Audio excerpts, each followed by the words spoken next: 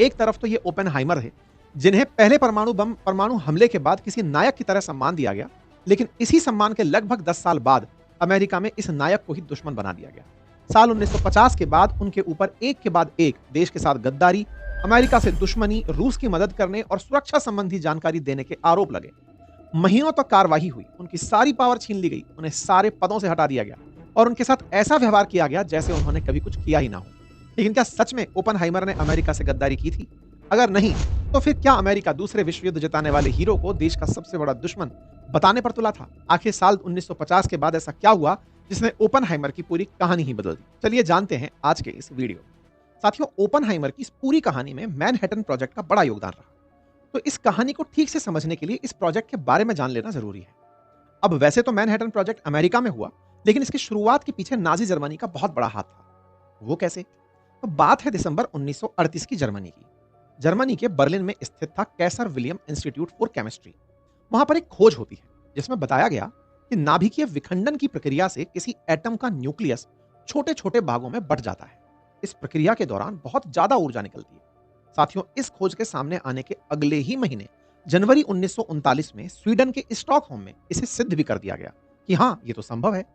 और जो व्यक्ति इस खोज के पीछे मौजूद थे उनका नाम था ओटो हान, जो एक जर्मन केमिस्ट थे और उनकी इस खोज के लिए उन्हें गॉडफादर ऑफ न्यूक्लियर फिशन भी कहा जाता था, जिसके लिए उन्हें 1944 में नोबेल पुरस्कार भी दिया गया। लेकिन ओटो हॉन की इस खोज में सबसे ज्यादा खतरनाक बात यह थी कि वो ये सब क्रूर हिटलर के शासन वाले जर्मनी में कर रहे थे। और उनकी इस खोज के कुछ महीनों बाद ही जर्मनी ने पोलैंड पर हमले के साथ ही दूसरे विश्व युद्ध की शुरुआत हो चुकी थी। ऐसे में ओटो हॉन की इस खोज से यूरोप के देशों में यह डर बैठ गया था कि अब हिटलर एटम बॉम्ब जैसा विनाशकारी हथियार तैयार कर सकता है। और इसी डर के बीच दो बड़े फिजिसिस्ट लियो सिजार्ड और यूजेन विग्नर ने अल्बर्ट आइंस्टाइन को, जो कि तब के अमेरिकी राष्ट्रपति फ्रैंकलिन डी रूजवेल्ट को चिट्ठी लिखकर जर्मनी में हुई इस खोज के बाद संभावित भयानक खतरे के बारे में बताने के लिए कहा। एक लेटर लिखा। ये जो लेटर मैं आपको स्क्रीन पर दिखा रहा हूं, ये अल्बर्ट आइंस्टाइन ने 2 अगस्त 1939 में लिखा था। साथियों, लियो सिजार्ड और यूजेन विग्नर ने, ये दोनों वो व्यक्ति थे जो हंगरी में पैदा हुए थे। इन दोनों ने ही कुछ साल तक जर्मनी में रहकर काम किया था, लेकिन जब साल 1933 में हिटलर जर्मनी का शासक बना तो ये दोनों जर्मनी से चले गए। कारण था कि इन दोनों का जन्म यहूदी परिवार में हुआ था। तीसरे व्यक्ति अल्बर्ट आइंस्टाइन तो जर्मनी में ही पैदा हुए थे और यहूदी भी थे। और तब जब साल 1932-33 में ये अमेरिका के दौरे पर थे, उसी समय हिटलर जर्मनी का शासक बना, जिसके बाद यहूदी लोगों पर होते अत्याचार को देखते हुए अल्बर्ट आइंस्टाइन ने हमेशा के लिए अमेरिका में रहने का निर्णय कर लिया था। जर्मनी और यहूदी समाज से जुड़े इन तीनों व्यक्तियों ने मिलकर एटम बॉम्ब को लेकर अमेरिका के कान खड़े किए थे, क्योंकि अमेरिका के राष्ट्रपति फ्रैंकलिन डी रूजवेल्ट को जब आइंस्टाइन का पत्र मिला तो उसके तुरंत बाद अमेरिका ने यूरेनियम के लिए एडवाइजरी कमेटी बना ली, जिसने मैनहट्टन प्रोजेक्ट को शुरू करने के दरवाजे खोल दिए। इस प्रोजेक्ट को लेकर अमेरिका की उम्मीद तब और ज्यादा बढ़ गई जब एनरिको फर्मी और ओपेनहाइमर ने जान लिया था कि यूरेनियम 235 या प्लूटोनियम 239 का उपयोग करके की जाने वाली चेन रिएक्शन से एक बहुत बड़े धमाके को अंजाम दिया जा सकता है। इस प्रोजेक्ट की शुरुआत बहुत कम लागत के साथ हुई थी, क्योंकि साल 1939 में जब इस प्रोजेक्ट को शुरू किया गया था तो इसमें कुल $6000 का खर्च किया जाना तय हुआ था। लेकिन 1945 तक, जब दुनिया का पहला परमाणु बम बन चुका था, उस प्रोजेक्ट पर $2 बिलियन से ज्यादा खर्च हो चुके थे। 1943 और 1945 2-3 सालों में सबसे ज्यादा पैसे खर्च किए गए। इसके पीछे और भी कई कारण मौजूद थे। साल 1939 के आसपास तक अमेरिका में परमाणु बम जैसे हथियार की इतनी जरूरत महसूस नहीं हो रही थी, क्योंकि विश्व युद्ध अभी शुरू हुआ ही था और स्थिति काबू में थी। लेकिन 1942 आते आते विश्व युद्ध का व्यापक प्रभाव देखने को मिल रहा था। एक तरफ जापान का इन्वेजन अमेरिका को परेशान कर रहा था, तो दूसरी तरफ लगातार ताकतवर होता सोवियत संघ अमेरिका के वर्चस्व के लिए खतरा बना हुआ था। ये अलग बात है कि दूसरे विश्व युद्ध के दौरान सोवियत यूनियन भी अमेरिका के साथ था, लेकिन अमेरिका तब की किसी का दोस्त नहीं बनता था, बल्कि वो तब भी सालों आगे की रणनीति बनाकर चलता था। और दूसरे विश्व युद्ध के बाद यह बात सिद्ध भी हो गई जब सोवियत संघ और अमेरिका के बीच में दूरियां बढ़ने लगी। अक्सर हम कहते भी हैं कि अमेरिका किसी का दोस्त नहीं होता, और ये उसने रूस के साथ भी किया था। ऐसे में अमेरिका को परमाणु बम जैसे ताकतवर हथियार की जरूरत महसूस हुई, जिसकी मदद से वो अपने दुश्मन देशों को दबाकर रख सके। तो उन्होंने धीमी रफ्तार से चल रहे मैनहट्टन प्रोजेक्ट पर तेजी से काम करना शुरू कर दिया। इस पूरे प्रोजेक्ट को अलग अलग स्थानों पर पूरा किया गया, जैसे बॉम्ब की डिजाइन और उसके असेंबल करने का काम लॉस अलामोस में न्यू मैक्सिको के अंदर हुआ, जिसे ओपेनहाइमर संभाल रहे थे। इसी एरिया में पहले परमाणु धमाके ट्रिनिटी टेस्ट को भी अंजाम दिया गया। दूसरी जगह थी टेनेसी की ओक रिज, जहां पर यूरेनियम एनरिचमेंट का काम किया गया। इसी तरह वॉशिंगटन का हैनफोर्ड में लार्ज स्केल न्यूक्लियर रिएक्टर की मदद से प्लूटोनियम का प्रोडक्शन शुरू किया गया। इसके अलावा अमेरिका की अलग-अलग यूनिवर्सिटीज सहित यूनाइटेड किंगडम और कनाडा से भी प्रोजेक्ट के लिए जरूरी साइंटिफिक एक्सपर्टाइज की मदद ली गई।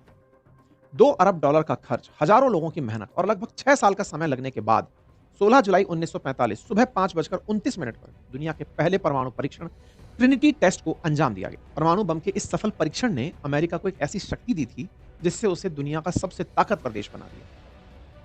ऐसा इसलिए क्योंकि ट्रिनिटी टेस्ट के ठीक 21 दिन बाद 6 अगस्त और फिर 9 अगस्त 1945 को जब जापान के हिरोशिमा और नागासाकी पर अमेरिका का परमाणु बम गिरा, इन बमों ने गिरने के बाद अमेरिका के लिए सब कुछ बदल दिया।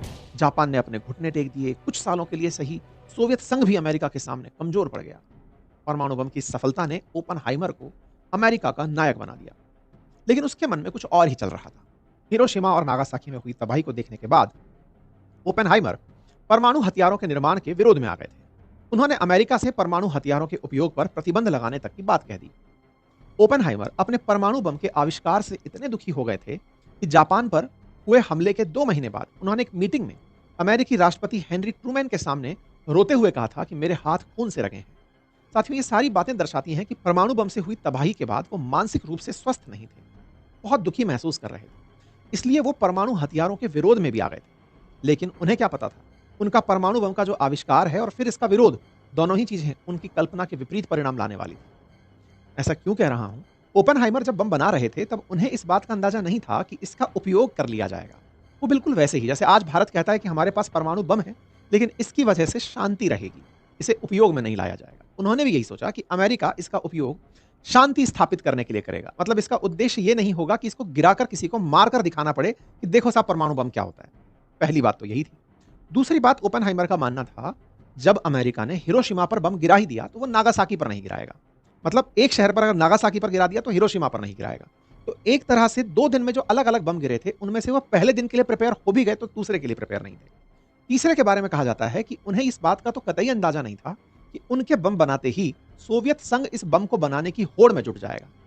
ऐसे में उनके सामने ये सारी घटनाएं जो हो रही थी, ये उन्हें इस दर्द में ले गई कि इस घटना को अंजाम देकर, बम बनाने की घटना को अंजाम देकर, बिल्कुल वैसे जैसे अल्फ्रेड नोबेल के साथ डायनामाइट के खोज के बाद हुआ था ना, वो भी तो इस बात से परेशान हुआ था कि मैंने तो बम ये डायनामाइट बनाया था माइंस को खोदने के लिए, लेकिन इसका उपयोग हो रहा है बम बनाने के लिए। न्यूक्लियर बम एक बार में ही दुनिया में शांति ले आएगा, लेकिन हुआ क्या?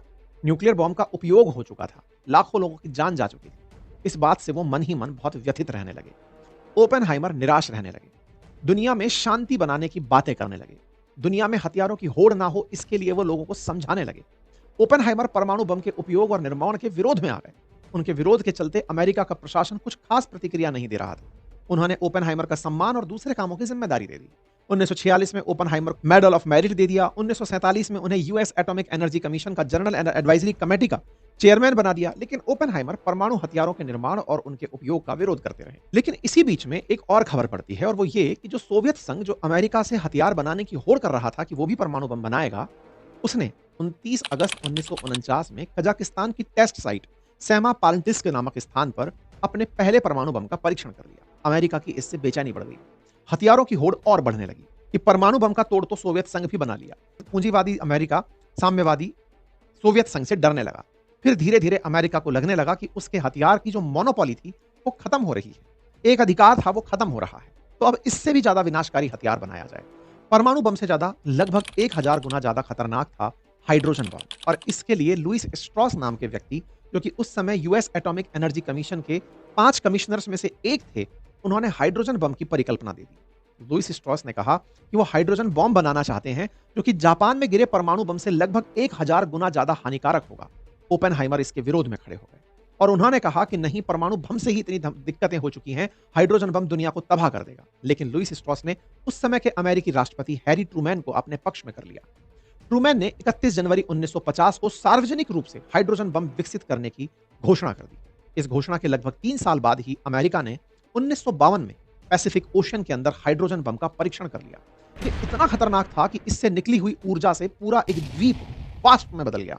वहां 1 मील से भी अधिक चौड़ा गड्ढा बन गया। अमेरिका ये सब मोनोपोली करने के लिए कर रहा था, लेकिन ये ज्यादा दिन तक नहीं चल पाया। कारण ये कि 10 महीने बाद ही 12 अगस्त 1953 को सोवियत संघ ने भी अपना पहला हाइड्रोजन बम का परीक्षण कर लिया। और इससे ज़्यादा चौंकाने वाली बात यह थी कि जिस समय अमेरिका न्यूक्लियर बम के निर्माण में लगा था, सोवियत संघ 1946 से हाइड्रोजन बम के निर्माण में लगा हुआ था। यानी कि अमेरिका एक तरफ हाइड्रोजन बम को लेकर चल रहा था, वहीं पर सोवियत संघ परमाणु और हाइड्रोजन बम को एक साथ लेकर चल रहा था। इस पूरी कहानी में अमेरिका और सोवियत संघ की खींचतान में ओपनहाइमर अंदर ही अंदर व्यथित हो रहे थे और उनका मानना था कि हाइड्रोजन बम नहीं बनना चाहिए। लेकिन इस लड़ाई में दो व्यक्तियों की लड़ाई सामने उजागर हो गई, ओपनहाइमर वर्सेस लुईस स्ट्रॉस, परमाणु बम वाले और हाइड्रोजन बम वाले। लुईस स्ट्रॉस ने ओपनहाइमर को नीचा दिखाने के प्रयास शुरू किए। ओपनहाइमर से उस बदले को लेने का प्रयास किया जो कभी उन्होंने लुईस स्ट्रॉस को नीचा दिखा के किया था। इस बात का फायदा उठाते हुए लुईस स्ट्रॉस ने वो तमाम हथकंडे अपनाए जिससे ओपनहाइमर को उनके अतीत के लिए पनिश किया जा सके, उनकी देशभक्ति पर सवाल उठाए जा सके, उनको विदेशी एजेंट बताया जा सके। और इस बात को करने के लिए लुईस स्ट्रॉस ने 1930 के किसी पुराने घटनाक्रम को बाहर निकाला, जिसमें ओपनहाइमर की पत्नी किटी, उनके भाई फ्रैंक और उनकी प्रेमिका जीन टैकलॉक, इन तीनों को अमेरिका के अंदर कम्युनिस्ट पार्टी का सदस्य बताया गया।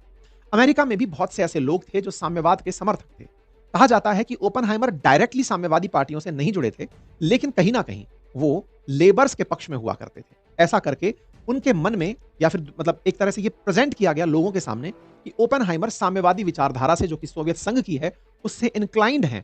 ये लुईस स्ट्रॉस ने मीडिया को अपने पक्ष में करके, ट्रूमैन को अपने पक्ष में करके दो लोगों के सामने एक्सपोज करना शुरू किया। कहा कि ओपनहाइमर अपनी साल की 3% कमाई उन जगहों पर दान करते हैं जो कि इस तरह से लोगों को सपोर्ट करती हैं।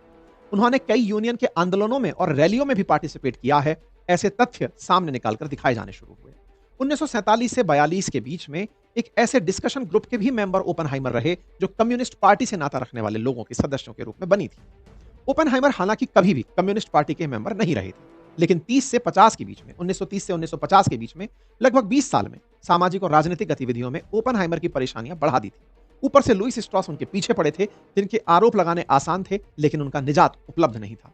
लुईस स्ट्रॉस बार बार ओपनहाइमर को टारगेट किए जा रहे थे। एक किताब जिसका नाम है the triumph and tragedy of the Oppenheimer में यहां तक लिखा गया कि लुईस स्ट्रॉस ने अपने मीडिया कनेक्शन का यूज करके ओपनहाइमर के खिलाफ गलत बातें लिखवाना शुरू कर दिया ताकि उनके खिलाफ जनता सड़कों पर उतर सके। लुईस स्ट्रॉस ने एफबीआई के डायरेक्टर एडगर हुवर पर दबाव डाला कि वो ओपनहाइमर की निगरानी करे, जिसके बाद एफबीआई ने उन पर नजर रखना शुरू कर दिया, यहां तक कि उनका टेलीफोन तक टेप किया जाना शुरू हुआ। लुईस स्ट्रॉस यहां तक भी नहीं रुके, उनके सिक्योरिटी क्लियरेंसेस तक छीन लिए गए। उनके इस निर्णय के खिलाफ हालांकि अपील की गई, लेकिन उस अपील में भी उनके सिक्योरिटी क्लियरेंसेस तो मिल गए, लेकिन प्राइवेसी खत्म ही रही। ये सुनवाई पूरी तरह से इन सीक्रेट डॉक्यूमेंट्स के ऊपर चल रही थी कि कहीं ना कहीं ओपनहाइमर ने ये सारी जानकारियां दुश्मनों को लीक की हो सकती हैं, ये साम्यवादी विचारधारा से प्रभावित हैं तो सोवियत संघ के पक्षधर हो सकते हैं, इनको अमेरिका के अंदर विश्वास के साथ तो नहीं रहने दिया जा सकता। एक तरह से लुईस स्ट्रॉस ने ओपनहाइमर की पूरी इमेज खराब कर दी। लेकिन इस फैसले के बाद ओपनहाइमर ने फिर से अपनी एकेडमिक लाइफ शुरू की। वो पब्लिक लाइफ से दूर हो गए। साल 1963 में उन्हें राष्ट्रपति से एनरिक फर्मी अवार्ड मिला, लेकिन ये सब उनके लिए किसी अर्थ का नहीं था। अपने जीवन के अंतिम दिनों में ओपनहाइमर प्रिंसटन, न्यू जर्सी में रहे, जहां कैंसर के चलते 18 फरवरी 1967 को उनकी मृत्यु हो गई। तो साथियों, रॉबर्ट ओपनहाइमर की ये कहानी, जिसमें दुनिया के सबसे विनाशकारी हथियार को जन्म दिया हो, फिर खुद अपने बनाए हथियार का जिस व्यक्ति ने विरोध किया हो, अमेरिका को इतनी बड़ी शक्ति देने के बाद भी उस पर झूठे आरोप लगे हों और उसने अपमान झेला हो, कहानी आपको कैसी लगी? जानकारी कमेंट बॉक्स में